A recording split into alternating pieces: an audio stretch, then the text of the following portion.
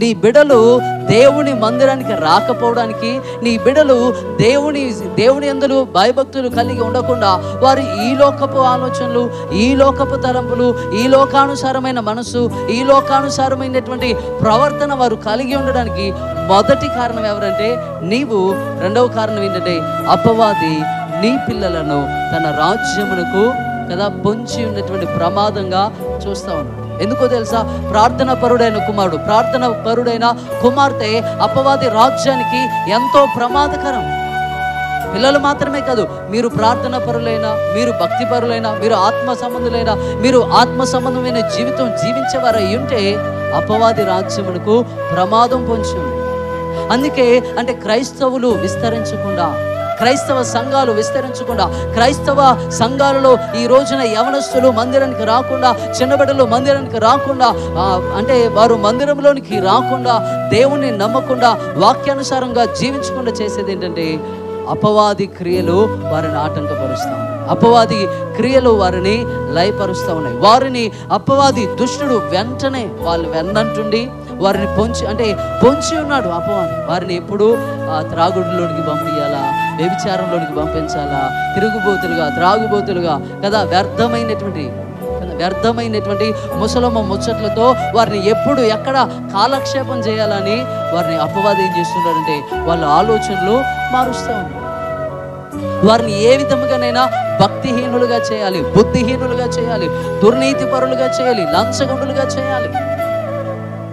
అంటే పిల్లలను, అంటే మన క్రైస్తవ సంఘాలలో ఉన్న చిన్నపిల్లలు కావచ్చు, యవనస్తులు కావచ్చు, ఈరోజు భక్తిహీనులుగా అంటే వారు ఉండడానికి గల కారణం ఏంటంటే అపవాది వారిని ముందుగానే చేరపట్టి మరణంలోనికి నడిపిస్తూ ఉంటాడు. ఆత్మ సంబంధమైన మరణం, శరీర సంబంధమైన మరణం ఎలాగో అందరికీ ఉంటుంది.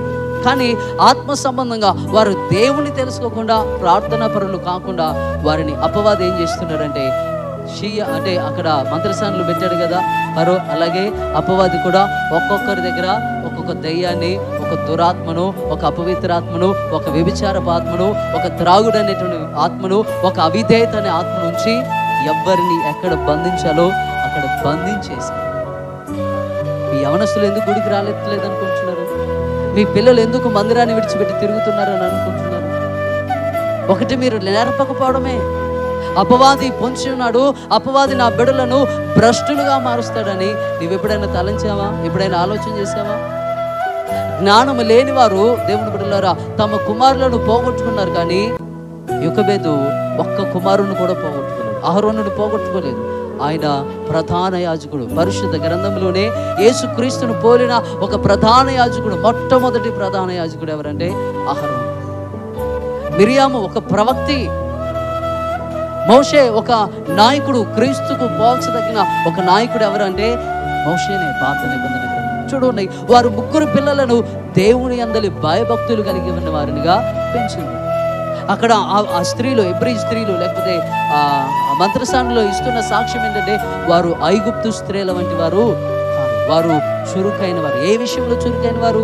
కింట పత్తి విషయంలో కాదు, తెల్లవారుజాము లేచి పనికి వెళ్ళే విషయంలో కాదు, రేపటి పని నిమిత్తమై ఈరోజు తొందరపడే విషయంలో వారు చురుకుదనము, వారి వేడి అంటే వారిలో ఉన్నటువంటి బలము, శక్తి, జ్ఞానము, వివేకమును వారు ఉపయోగించిన వారు కారు. కానీ వారు దేవుని విషయంలో, దేవుని విషయమై తమ పిల్లలను కాపాడే విషయంలో, దేవుని విషయమై తమ పిల్లలను పెంచే విషయంలో వారు చురుకుగా ఉన్నారు.